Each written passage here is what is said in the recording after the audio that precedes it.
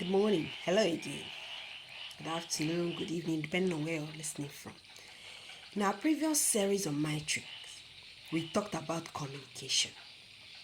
And you know the word communication means the imparting or exchanging of information by speaking, writing, or using some other medium.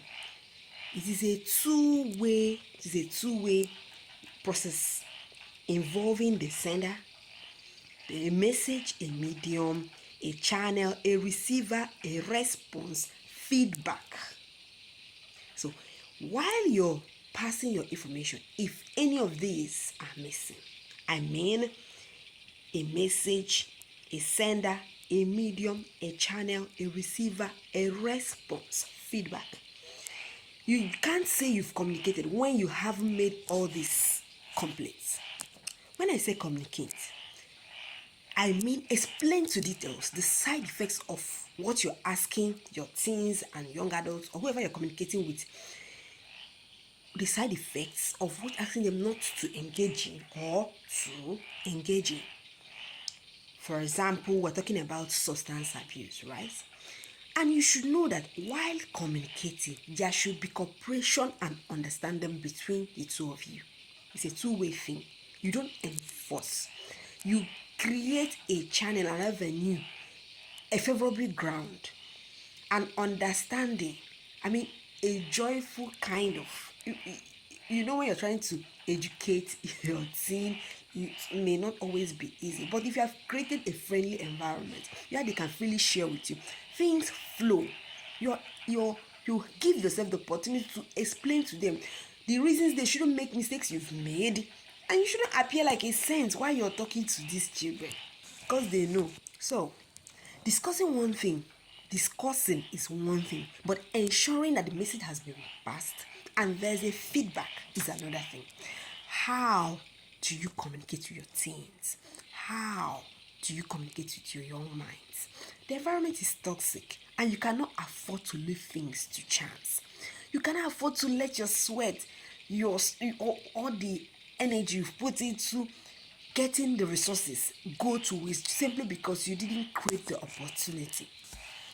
Take this as serious as it really is, else there are things the social media friends will give them the information you have refused to give them. But the question is, you the parent, are you informed? What kind of information have you exposed yourself to? There are channels, there are parent groups, there are parent counseling sessions where you can train yourself, update yourself. There's something like I'm a parent. Update yourself so that you will flow to their level. You know how to communicate with them so that they come to you freely discussing with you, knowing that you are going to speak the language they understand, not the language they accept, but you flow the way they understand. Come to their level.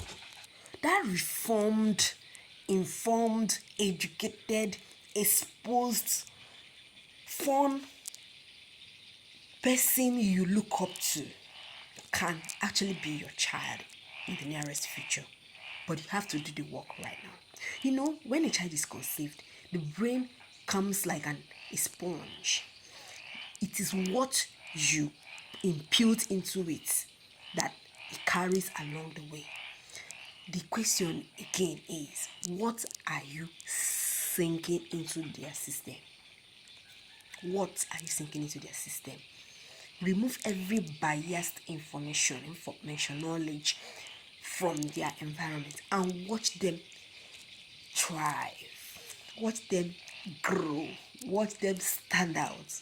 Watch them handle things the way you won't even imagine they can. Because when an informed person is met with a challenge, you will see the real individual come out. They can no longer be taken for granted. They cannot be,